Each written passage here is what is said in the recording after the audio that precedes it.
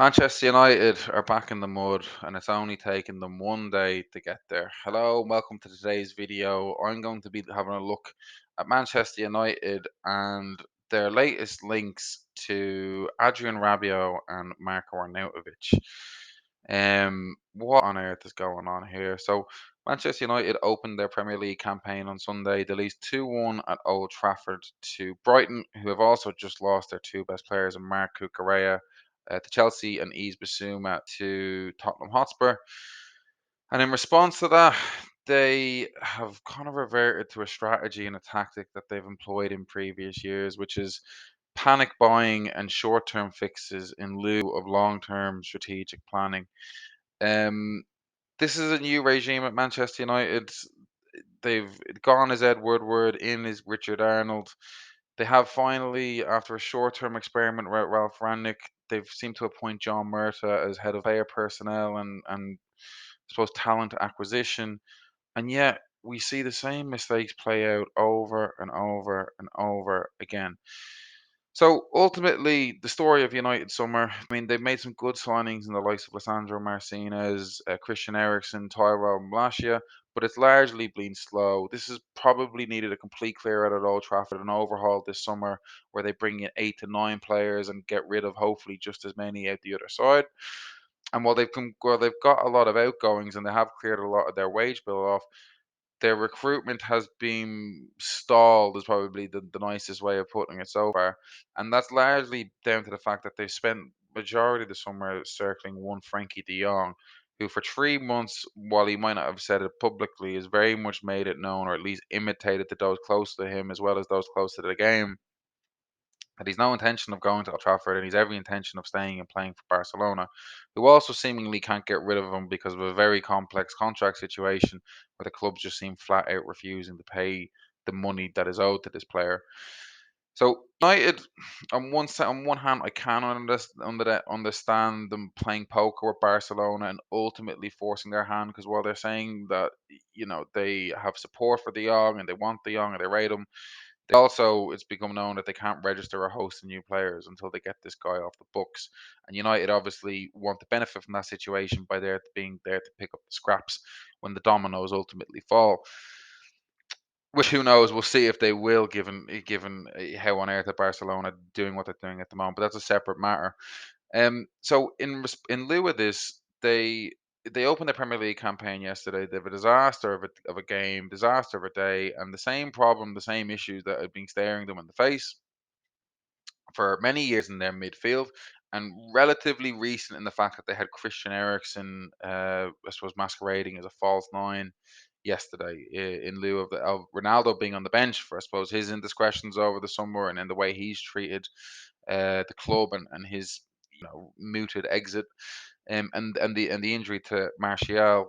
They now linked with Arnautovic as a striking option and Rabiot as an improvement in the midfield. These are really bad ideas and a bad role for Manchester United to go down, and for a number of reasons.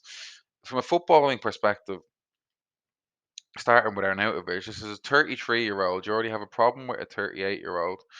Um, he has gone to China and agitated for a money move to China a couple of years ago from West Ham, which his brother was largely instrumental and largely publicly disruptive with as well, popping off on Twitter throughout and social media. He goes to China. He's now settled at Bologna. Um, with all due respect, it's a club that kind of lie in relative obscurity, Serie A mediocrity, and the track record of guys that go to China and come back and try for the top level in Europe just is slim to none. So, and previously and even more recently, United have already gone down this road with Odi and Igalo, who had a largely forgettable spell at the club, but who no one probably gave any great expectation to, for the very same reasons that I've just listed with Arnautovic and in the type of profile he fits. Furthermore, at least Igalo kind of kept himself at United. Arnautovic has a decorated in a long history of being disruptive pretty much almost everywhere he's gone. Now, obviously West Ham, David Moyes did get some joy from him. He did have some good seasons at Stoke, But I mean, you're reading about like Jose Mourinho saying he's the mentality of a small child when he was at Inter Milan. Torsten Frings, who was the captain at Werder Bremen when Arnautovic was there, said he has his own way of doing things, which is particularly unwelcome at Bremen. He argues too much, often says no, and must find a balance that does not come so across so arrogantly. He's also had allegations of racism. Like, talk about a character to bring in, and then on the other side, you've Adrien Rabiot, who kind of fits a similar line of controversies. Um, Remy D'Souza from Eurosport once described Rabiot as someone who gave the image of a spoiled child. When Thomas Tuchel was at PSG, he dropped Rabiot from the starting lineup after he arrived late to team meetings. While he was at the World Cup, the 2018 French winning World Cup, Rabiot informed manager Didier Deschamps they would not be able to follow the training program and effectively refused to be a backup option to N'Golo Kante and Paul Pogba. Um, then you've got Rabiot's mom, who's his agent, and then who we've also previously seen has been in the stands getting into quite loud and quite confrontational disputes with Kylian Mbappe's dad and Paul Pogba's family. And you're like, if you already have an unsettled Ronaldo situation at the club, are these the type of characters that you then want to be bringing in, even if you ultimately view it as a very short-term fix? And it's why United are where they are. And I think this is why I suppose there's so much reaction to these type of links, is because people can see the same mistakes happening over and over again. And this is despite a new regime under Richard Arnold and John Murta and a new manager in Eric Ten Hag. They're a basket case. They're an absolute basket case once again. Um, and the kind of, and I think the disappointing thing is that for while they probably would have liked to see some more transfer activity over this summer, at least the kind of signings that the manager they brought in, firstly, you can see a style of play that he wanted to play at Ajax, and not only a style of play, but somewhere that took a team like Ajax to a Champions League semi-final a couple of years ago, probably a stage that they really, given the finances of European football, they really are batting well above their weight to get there in the first place. And they bring in Lissandro Martinez, who have covered, and Christian Eriksen, who have covered in previous videos, that are quite progressive and quite literally forward thinking and forward playing players. And you're going to couple that eh, with a guy in Rabiot who Juventus have been offered. I think they have to pay 9 million to get him off the books, and that's an option according to Tancredi Palmieri that they were considering. And here come United going to pay them 18 million, keep the 9 million, and we'll pay you 20 just to take this problem off your hands and potentially make it our problem. Like, and ultimately, as I said, it's short term fixing and band-aiding in lieu of any long-term thinking. Like, if you consider United, this midfield problem has been staring them in the face for nearly going on 10 years now. This is the fifth season we've got McTominay and Fred at the base of midfield. And it's constantly been an area, a weak point in that team. And during that time, we've seen the likes of Rodri go to from Atletico Madrid to Manchester City. We've seen Fabinho go from Monaco to Liverpool. We have seen we've seen Thomas Partey go to Arsenal. We've seen Ilkay Gundogan go from Borussia Dortmund to Manchester City. We still see Yuri Tielemans at Leicester. Like, go get Yuri Tielemans. You're not going to have any of this problem, and you're probably only going to pay an extra 10 or 15 million.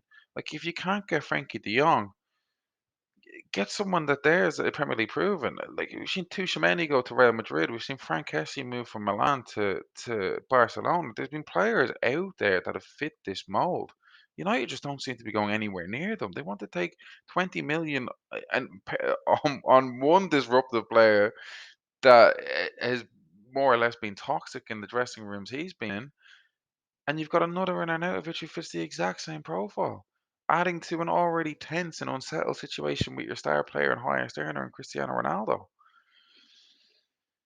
And is it any wonder that these situations keep happening at Manchester United? And while I've been reluctant to blame the Glazers in the past, and I do get the argument with the Glazers, don't get me wrong, the leverage buyout and how they bought the club, taking dividends from the club, not investing in the redevelopment of the stadium as that starts to dilapidate and become older and in need of a refurbish.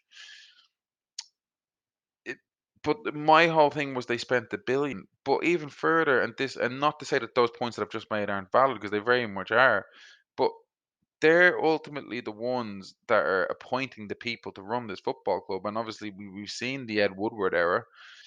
Um, and if you give £1 billion over 10 years, and that money is constantly mismanaged in the way we've seen, and the way and what it looks like it will continue to be with these latest two links, United are not going to get back to where they're going to, where they want to be.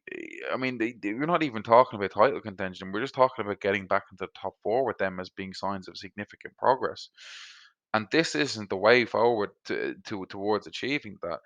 And what is very funny is that when you juxtapose them with Liverpool, their longest and fiercest rivals, Liverpool do everything the opposite. They don't rush on players, they don't panic buy, they don't go after large established stars. Van Dijk to an exception, I think he was quite exceptional. Everyone could see that at Southampton. But they more go after, if you think of Salah, Firmino, Mane, Fabinho, players that are on the up, coming on an upward curve as opposed to established or post prime, as we often see with Manchester United. And furthermore, if Liverpool can't get a player, as we've seen in this summer when they've been strongly linked with Jude Bellingham, if he's not available, they'll quite happy sit out a year and go get him the next summer. They've got long-term strategic planning. They don't Rarely do we see Liverpool enter into a situation where they panic buy, and that's why we've seen such changing fortunes over the last 10 years with these two clubs, is because one side sticks to their structure and has a clear identity and a clear process, and the other is almost as concerned with selling jerseys and winning transfer headlines and winning newspaper column inches and pages rather than actual trophies. So it's a long road back from where they are now at the moment, and I think one of the most disappointing things is that for a while there under Ten Hag, this was looking like things were starting to fall into place. That they'd got a disciplinarian, someone that emphasized the team element, that had a defined system of playing, that wanted people to adhere to strict rules, everything from physical shape and fitness to turning up on time to how we're actually going to play the game, as well as the signings that they brought in Ericsson and Martinez and the likes to support that and fit into that system. But when you go with the likes of Arnautovic and Rabiot, this is just panic buying two people that could easily car bomb the season and blow up a dressing room. So really bewildering behaviour from Manchester United, and further signs of just a club that's in perpetual crisis. Now, on one hand, this is going to be incredibly entertaining to watch how this unfolds. United are the best narrative in sports, potentially not alone football, because of how things like this consistently pop up. But if you're a Manchester United fan, you just got to have your head in the sand at this stage and go, "What are we honestly doing?" Um, and as long as it's the case, as long as the Glazers are like this in charge and they're appointing the type of people they are in, even Arnold and Murtaugh, never mind the Woodward era, those good days are not coming back soon. And they look, with these type of links, they look further away than ever.